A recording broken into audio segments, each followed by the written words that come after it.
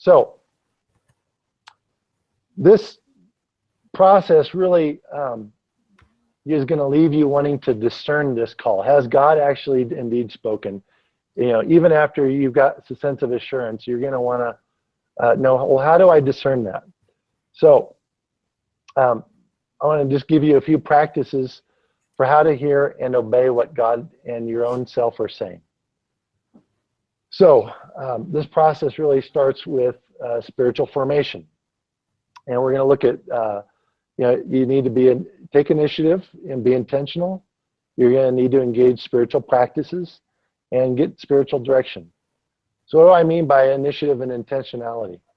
Well, again, in that 2013 sabbatical trip to the desert, God was really the leader on that trip. And God initiated. He spurred and encouraged me to do this. But, I had to be open and responsive. Say, I do feel a need to go get away with God. So I planned the trip. I actually went and did that.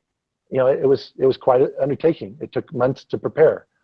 And, a friend of mine told me just before I left, she prayed over me and she said, I just have a sense that God is really happy and pleased. It does his heart good. You would want to go and get away and be with him. So,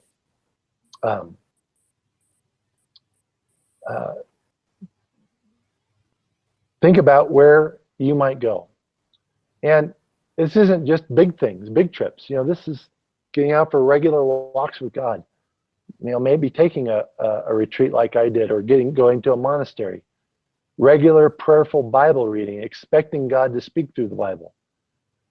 Diligent and fervent prayer, opening yourself up to God. Fasting often opens our heart and our body to hear from God and remove the things in ourself that are keeping us from hearing God. Listening to our friends, others in our community who might want to help us. This is a picture of the chapel at House Battanian in Karlsruhe. And this is where, Mark and Nadine Reichman and Mary Pensek live. Some of you may know them. Mark, before I met him, Mark would go to this chapel to pray every week to ask God what he wanted him to do with his life. And this chapel is very close to his house. He would go and just get away. It's a very special place for him. And now it's where they have their home, in the building next door. Spiritual direction. Well, what is that? Well, when things get really dark or you're feeling lost and confused, you're in this cavern and you don't know which way is up. Spiritual direction can be helpful, and it's helpful just in our own daily walk with God. But it's really just essentially mentoring and hearing from God. Christian, who's on the phone, he does this with people. And, I really want to encourage you to pray for a spiritual director. Ask God to lead you to this person that he might have for you, who can help you hear from him. Give you assignments on how to hear from him. Ask for referrals. Ask Marlon or others. Who do you know who does this, who could maybe be helpful to me? All right. Next, you need self-awareness. All right, so I'm dialed in with God, but also, who am I? Why would God call me to do this? Well, chances are God's called you to do what he's calling you to do because it's something about you that's wired for this, that he's been preparing. So, and that consists of your temperament, your interests, and your gifting. So what I mean by temperament are really your personality preferences. What do you prefer in your personality? And there are various tools and assessments that we can help you engage that can really help you understand your personality, and also your timeline. What's God been doing over the course of your life? And the reason we want to do this is we want awareness of ourself, but this also shows us, it affirms that what God is saying, there's a reason why he's asking you to do this, that this is consistent with who you are. that there's alignment in your life history with what God's leading you to. Also, same with your interests. You know, in my research, mission entrepreneurs generally do what they love to do. They don't do something they don't like doing.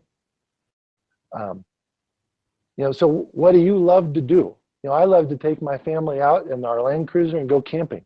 And so I take, you know, when Dominic and Beanie Hoffman came to visit us from Germany last summer, I took them up in the mountains, going camping so we could hear from God together up there. So you need to get in touch with your interests. Don't just think about what I ought to do, what people need, but what do you love to do? Also, you think about your gifting. This is a picture of Stefan Gross in Stuttgart. Rebecca, who's on the phone call, it's her husband, and this is a picture of their church. Marlon's actually in the background. And, you know, Stefan's leading with Rebecca a church there. And, well, it's because he's been gifted for this purpose. You know, this is an alignment with his natural abilities, his acquired skills, and one of the things Stefan does for his job is he's a corporate trainer. He stands up in front of people and helps them get in touch with who they are and where they ought to go as a company every day. Well, he does this for God's people as part of his role. So expect that there will be alignment with your calling and what you do.